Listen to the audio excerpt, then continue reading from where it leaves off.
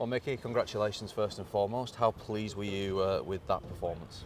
Very pleased. I think before the game we talked about last season when we played Bristol in the semi-final. How we got done last minute. We talked about what the season's presented to us, and obviously focusing in on Bristol and what they would do and little bits that we would do to affect that. And to be fair to the lads, I thought they've gone out there today and been superb with it. From minute one, they've executed everything that we've worked on, talked about, and as I've said before, there's one thing talking about it, but to go and do it is where you're judged, and the lads have done that today, so delighted for them.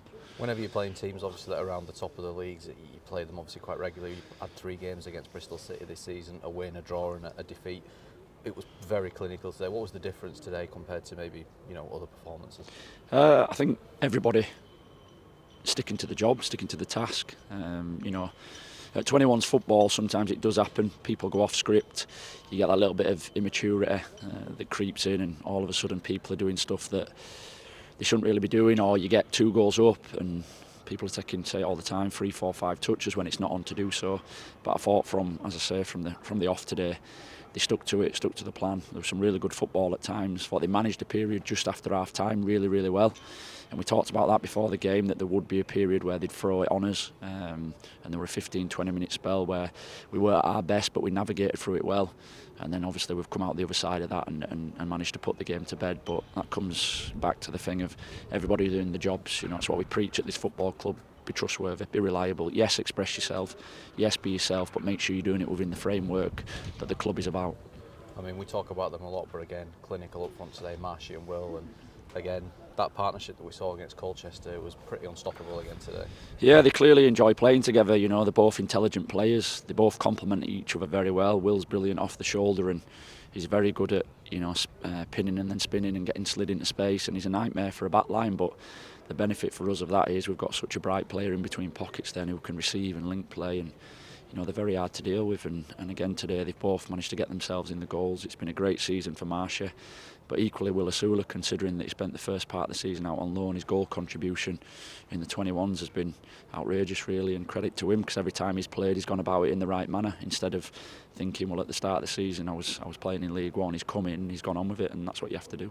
Pleased at the other end as well to get that clean sheet and restrict what is a good side, to not that many chances today. Yeah, definitely. We have a thing that we talk about, and certainly Dell preaches it, and I'm a big believer in it as well, that out of possession dictates in possession. You have to be structured, you have to be organised, you have to do the fundamentals first and foremost, stop 1-2s, track runners, all the stuff that kind of sometimes gets overlooked.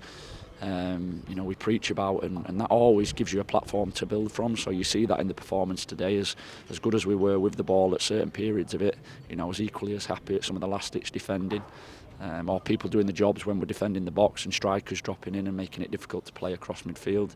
These are important things that sometimes get missed, but I thought the lads today carried it out to a T. 1 game to go. We don't know obviously where, when or who yet, but how much you're looking forward to that final, and the message in there to the lads there just about staying professional as well this week, because we don't know the details of it yet. Yeah, I mean, obviously we don't know the date yet, but it's kind of irrelevant. Said to the lads that at the end of every season, try and get yourself into a position where you've got something to show for it.